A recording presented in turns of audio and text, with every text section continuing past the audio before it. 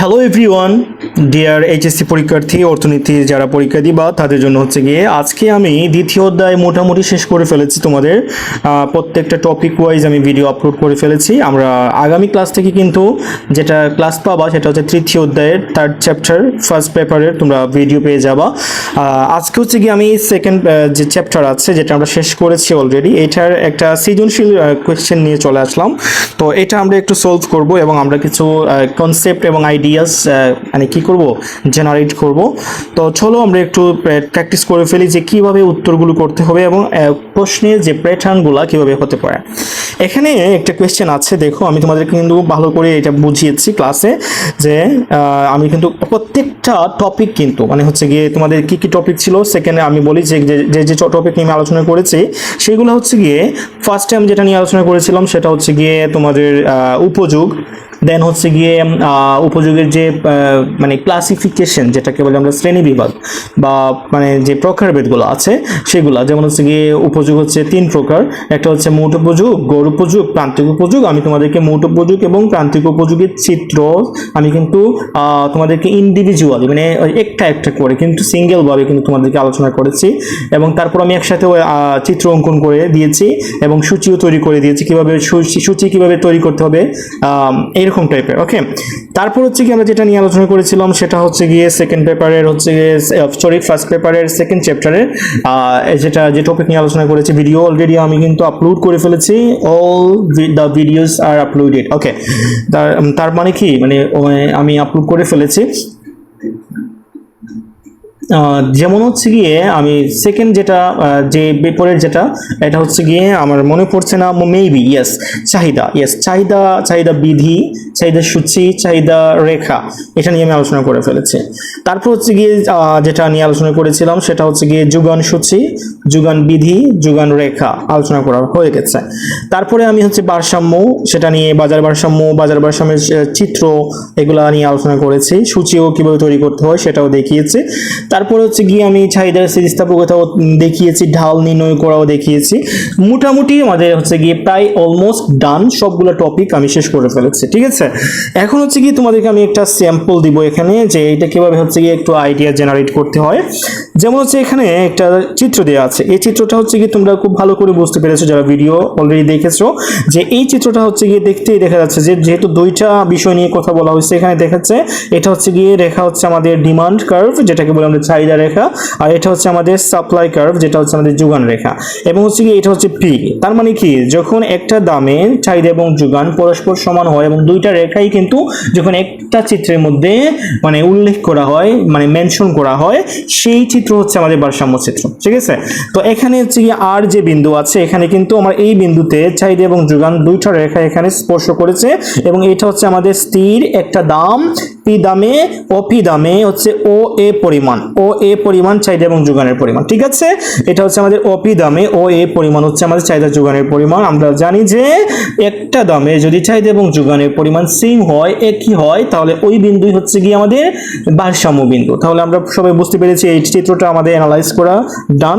এখন হচ্ছে কি কোয়েশ্চেন দেখি, প্রথমে ক নাম্বার ভারসাম্য কি, আমি ভারসাম্য কি এটা কিন্তু ভারসাম্যর যে ভিডিও আছে তোমরা সবাই যারা দেখো নাই তারা অবশ্যই ভিডিওটি দেখে আসবে। আমাদের পেজ এবং ইউটিউব চ্যানেলে খুব ভালো করে সুন্দর করে ভিডিওগুলো বিস্তারিত আলোচনা করা হয়েছে ভিডিওতে, যে ভারসাম্য কি, ভারসাম্যের সংজ্ঞা দেওয়া হয়েছে, ভারসাম্যের হচ্ছে কি সূচিও দেওয়া হয়েছে। আমি এখানে একটু বলি তোমাদেরকে যে ভারসাম্য হচ্ছে গিয়ে ওইটাই যেখানে কি হয় মানে ক্রেতা এবং বিক্রেতার মধ্যে কি হয় যে একটা দ্রব্য কেনার জন্য দর কষাকষির মাধ্যমে একটা দাম নির্ধারিত হয় এবং একটা পরিমাণ নির্ধারিত হয়, সেই পরিমাণটা হচ্ছে গিয়ে আমাদের ভারসাম্য। ঠিক আছে, ওই পরিমাণ বা ওই দামকেই বলে ভারসাম্য দাম বা বাজার ভারসাম্য। ওকে, তাহলে আমরা এটা বুঝতে পারছি যে ভারসাম্য হচ্ছে গিয়ে যে চাহিদা এবং যোগান যেখানে সেম পরিমাণ হয় একটা নির্দিষ্ট দামে।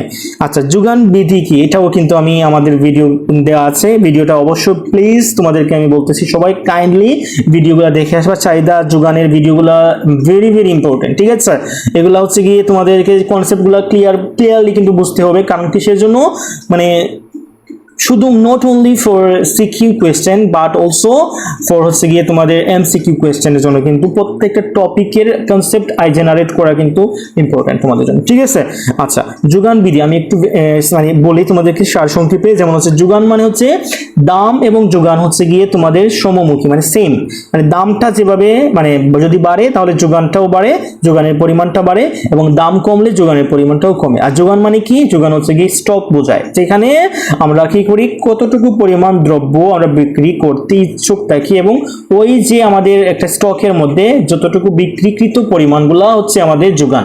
এখন হচ্ছে গিয়ে যদি দাম বাড়ে তাহলে আমরা যোগানটাও বাড়িয়ে দিই, যে কারণ হচ্ছে গিয়ে যখন দাম বেড়ে যাবে তখন হচ্ছে গিয়ে মানুষ বেশি বেশি পরিমাণে দ্রব্যগুলা কিনবে, কারণ হচ্ছে গিয়ে তারা বাধ্য, তাদেরকে কিন্তু মানে কিনতে তারা বাধ্য, they are bound to buy all the products, কারণ হচ্ছে তারা প্রত্যেকটা প্রোডাক্ট কিনতে বাধ্য, কারণ তারা হচ্ছে গিয়ে এই প্রোডাক্টগুলো ছাড়া বাঁচতেও পারবে না, চলতেও পারবে না তাদের জীবনে।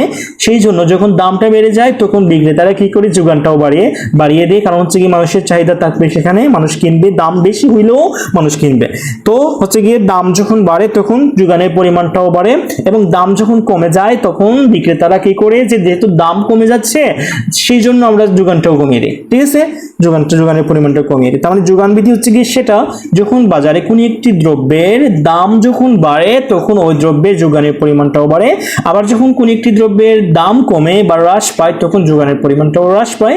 এই যে একমুখী বা হচ্ছে গিয়ে সমমুখী সম্পর্ক চাহিদা এবং যোগানের মধ্যে, এই চাহিদা এবং যোগানের সমমুখী সম্পর্ককেই কিন্তু যোগান বিধি বলে, ঠিক আছে। আমরা সুন্দর করে সূচি তৈরি করতে পারি এটার জন্য, এটা কাল্পনিক সূচি তৈরি করে দিবা, ঠিক আছে। আমি কিন্তু সূচি যেভাবে ভিডিওতে আপলোড করেছি বা ভিডিওতে দেখিয়েছি সেম একইভাবে ভিডিওতে মানে ভিডিওর মতোই কিন্তু সূচি তৈরি করে দিয়ে আসবা, তাহলে ফুল মার্কস পেয়ে যাবা, ঠিক আছে। আচ্ছা, আমি আবার বলে দেখি, মানে হচ্ছে গিয়ে একটা মানে ইম্পর্টেন্ট একটা পয়েন্ট, যেটা হচ্ছে গিয়ে অর্থনীতিতে তুমি যাই করো সূচি তৈরি করবা এবং চিত্র দিয়ে আসবা, ঠিক আছে, এবং চিত্রের ব্যাখ্যা দিয়ে আসবা, ব্যাখ্যা দিতে পারো আর না পারো চিত্র অঙ্কন করে দিয়ে আসবা, প্রত্যেকটা টপিকের যতগুলো টপিকের চিত্র আছে, ওকে। তাহলে আমাদের এইটাও গেল। গ নম্বর হচ্ছে কি, আমাদের চিত্রের আলোকে বাজার ভারসাম্য ব্যাখ্যা করো, ভেরি ভেরি ইম্পর্টেন্ট। তাহলে আমরা কিন্তু এই যে চিত্র আছে না এইটা, তো এইটার পরিবর্তে আমরা আরেকটা চিত্র আঁকবো। প্রথমে আমরা বাজার ভারসাম্যের সংজ্ঞা দিব, ঠিক আছে, আমি যেরকম দিয়েছি এইটাকে আরেকটু এক্সপ্লেন করা যায়, ইফ ইউ ওয়ান্ট, যদি তুমি চাও তাহলে আরেকটু এক্সপ্লেন করতে পারো, যেহেতু এটা গ নাম্বার।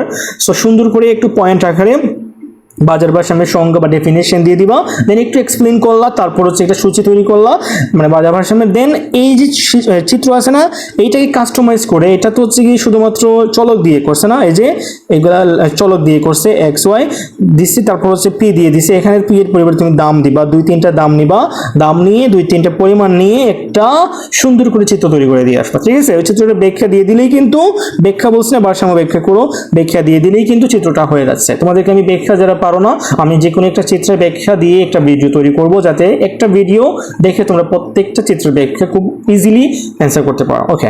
তাহলে আমরা এটাও বুঝে ফেললাম। ঘ নম্বর যেটা আছে সেটা হচ্ছে গিয়ে যোগান স্থির থেকে, যোগানের যে পরিমাণটা ওইটা স্থির রাখবো, চাহিদা বৃদ্ধি পেয়ে ভারসাম্যের উপর কি প্রভাব পড়বে তা চিত্রের সাহায্যে বিশ্লেষণ করো।